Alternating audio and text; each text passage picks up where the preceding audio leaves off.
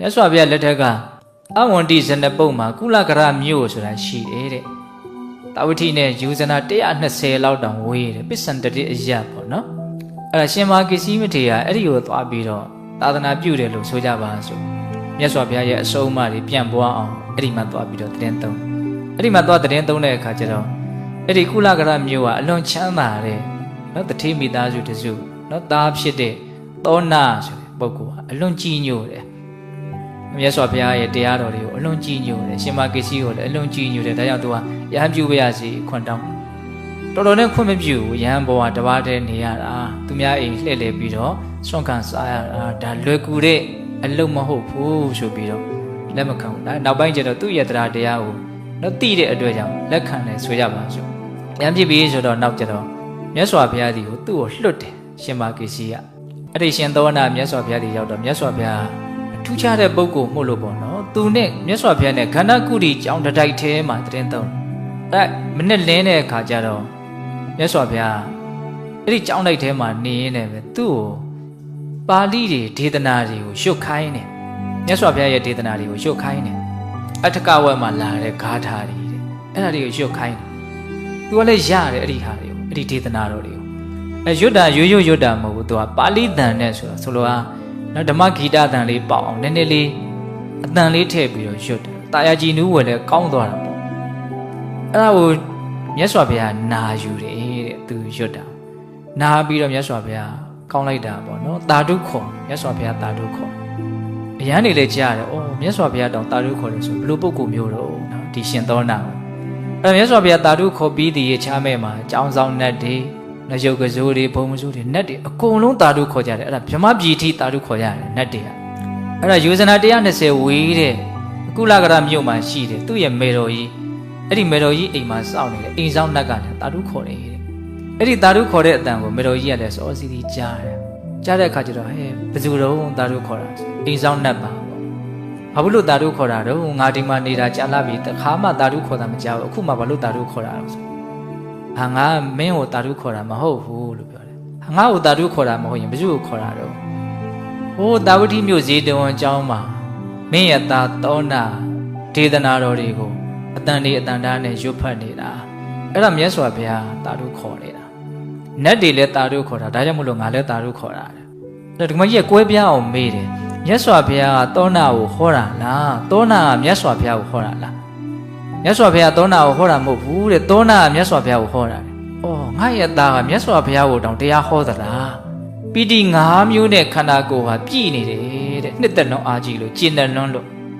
့မိခင်ချင်းကိုချင်းစာချင်းသိနိုင်မယ်ပေါ့နော်။ကျင့်တယ်လွန်းလို့သဘောကျလွန်းလို့အဲ့ဒါနဲ့သူဘာဆက်စဉ်းစားတော့ဆိုတော့မြတ်စွာဘုရားကိုတောင်တရားဟောနိုင်တယ်ငါသားငါ့ကိုလည်းပဲတေချာပေါက်တရားဟောနိုင်မှာပဲ။အဲ့လို့ဆိုရင်ငါသားပြန်လာလို့ရှင်တော့ငါတရားကိုကောင်းကောင်းနာမယ်။ငါသားကိုငါတရားဟောခိုင်းမယ်ပေါ့နော်အဲ့ဒါသူစောင့်အချိန်ကြတော့သားပြန်လာတဲ့အခါမှာအဲ့ဒါကိုသူလျှောက်တယ်မြတ်စွာဘုရားကိုတောင်းနတ်တွေတာဓုခေါ်နိုင်လောက်အောင်သားတရားဟောနိုင်တယ်ပေါ့အဲ့လိုဆိုရင်မေတော်ကြီးကိုလည်းတရားဟောပါဒီမြို့မှာရှိတဲ့လူတွေအကုန်လုံးနာယူရအောင်တရားမနဲ့ကြီးအကြီးဆောက်ပြီးတော့မြို့ထဲမှာတရားဘောကြီးလှုပ်ချင်တယ်သူတရားနာချင်တယ်ဟောပါဆိုတော့အဲ့ဒါမထေမြတ်ကလည်းပဲသီးခံတယ်ပေါ့နော်သီးခံတယ်ဆိုတာလက်ခံတယ်ဟောမယ်ပေါ့နော်အဲ့ဒါနဲ့ဆိုရပါစို့အဲ့ဒီတရားဟောမယ်ညအောင်တော့လူတွေလည်းအများကြီးအဲ့ဒီမြို့ကြီးထဲမှာတရားဘောကြီးလှုပ်ညလုံးပေါက်ဟောတယ်တရားပေါ့အဲ့ဒီနေ့မှာဘာဖြစ်တုံဆိုတော့တရင်တွေကစောရရစပြီးတော့ပွဲရကြီးကြီးရလှုပ်တာဆိုတော့ပဝန်းကျင်ကိုပြန့်နှံ့နေတာ။အိုးသောနာမထေရမိခင်ကြီးတရားနာပါတယ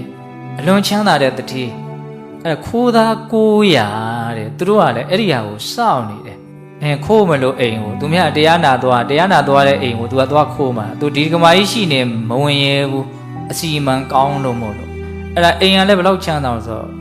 ့အကာအယံ9ထက်ချထားတယ်ကျုံသဘောမျိုးတွေတောင်ရှိတယ်တဲ့အဲ့ဒါတခိုးတွေကငကိုတွေကစပြီးတော့သူကမြေအောက်ကနေဥမင်တူးထားတာခွေးတွေလည်းအများကြီးမွေးထားတာရှိတယ်အဲ့ဒါမြေကြီးတွေကနေတူးပြီးတော့မှအိမ်ထဲကောင်မှအပေါ်ဖောက်ထွက်တာပေါ့နော်အဲ့ဒီနေ့ညအပေါ်ဖောက်ပြီးတော့ထွက်တယ်ကျွန်မတယောက်တည်းပဲအိမ်ကိုအဆောင်ထားကြတာအိမ်လုံးကျွတ်အကုန်သွားပြီးတော့တရားနာအဲ့တော့တပြားတိုက်ကိုအရင်ဖွင့်တယ်တဲ့အဲ့တော့ခိုးသူကြီးကခေါင်းဆောင်ခိုးသားကြီးကတပည့်တွေကိုမှာတာမင်းတို့အိမ်ကိုအကုန်လုံးသူကအစီအစဉ်ချထားတာပေါ့နော်ငါကတော့တရားပွဲကိုသွားမယ်တကယ်လို့ဒကမာကြီးကအိမ်ပြန်မယ်ဆိုလို့ရှိရင်တော့ငါအဲ့ဒီတရားပွဲတွေနဲ့ဟောဒီဓာတ်နဲ့ငါခုတ်တက်ပလိုက်မယ်မ မခုတ်လို့ရှိရင်မင်းတို့မိမှာ哦သူကဟုတ်လားအဲ့တဲ့တင်ရုပ်ဖြစ်အောင်လုပ်ပလိုက်မယ်ပေါ့သူကအဲ့ဒီမှာနေတာတပည့်တွေကိုအိမ်မှာသွားပြီးတော့လှုပ်ရှားရှိတာလှုပ်ခိုင်းအဲ့လိုမျိုးတခိုးတွေကဖောက်ပြီးတော့တပြားတိုက်ကိုဖွင့်ပြီးဆိုတော့ကျွန်မမသိအောင်ထွက်ပြေးဘယ်ရောက်လာတော့တရားပွဲရောက်လာတခင်မအိမ်မှာတခိုးတွေဝင်နေတယ်တပြားတိုက်ကိုဖောက်တယ်ဟဲသူတို့ယူသွားပါစီရတယ်နေပဲစီငါတရားနာဖြစ်တယ်မလာဘူးလို့ပြောတယ်အဲ့ဒါကိုလည်းဘေးကစောင့်နေတဲ့တခိုးကြီးကကြားနေရတယ်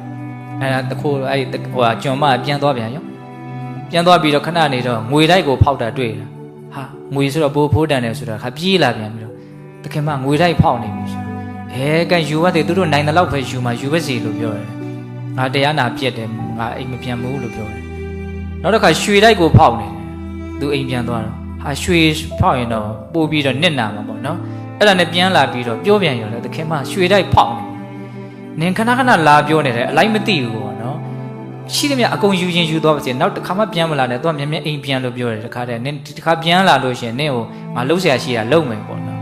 ကြိမ်မောင်းလွတ်လိုက်တယ်မှာပြန်သွားအဲ့ကောင်မလေးလည်းပြန်မလာအဲ့ဒါကိုသူကကြားတယ်ဆိုဘေးကတခိုးကြီးကလည်းကြားတယ်ကြားတော့သူကစဉ်းစားနေတယ်ဒီလိုတက္ကမကြီးရဲ့အိမ်ကပစ္စည်းကိုယူရင်တော့ငါခေါင်းမိုးကြိုးပဲပြစ်မလားခုနှစ်စိတ်ပဲကွဲမလားမသိဘူးနော်ကြောက်သွားတယ်သူမယူရဲဘူးအဲ့ဒါနဲ့သူ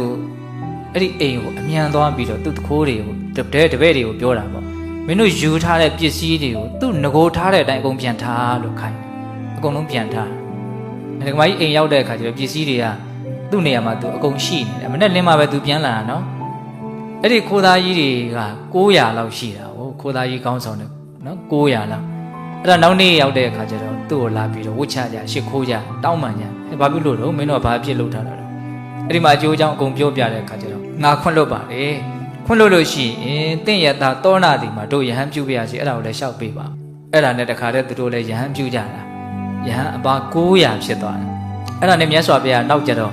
အဲ့ဒီယဟန်900တရားအထုတ်နေတဲ့အချိန်မှာရေတော်အကြောင်းတော်ကနေတကိုးတော်နဲ့လှမ်းပြီးတော့တရားဟောတယ်တဲ့ရှေးကောင်းမှုရှိခဲ့ရတဲ့ပုဂ္ဂိုလ်တွေဒါလေးတွေကိုဘုန်းဘုန်းတို့စဉ်းစားပြီးတော့မြတ်စွာဘုရားရဲ့အဆုံးအမတွေနဲ့ကိုယ့်ရဲ့စိတ်ဟာမကင်းကွာအောင်နော်ထားမယ်လို့ဒီလိုမျိုးစိတ်ရှိရမယ်နော်ဒါကြောင့်နေ့တိုင်းပဲအချိန်လေးတရားနာမယ်ဆိုတာလေးကအမြင်မပြတ်ကြိုးပမ်းအထောက်တဲ့အရာပေါ့ဟုတ်လား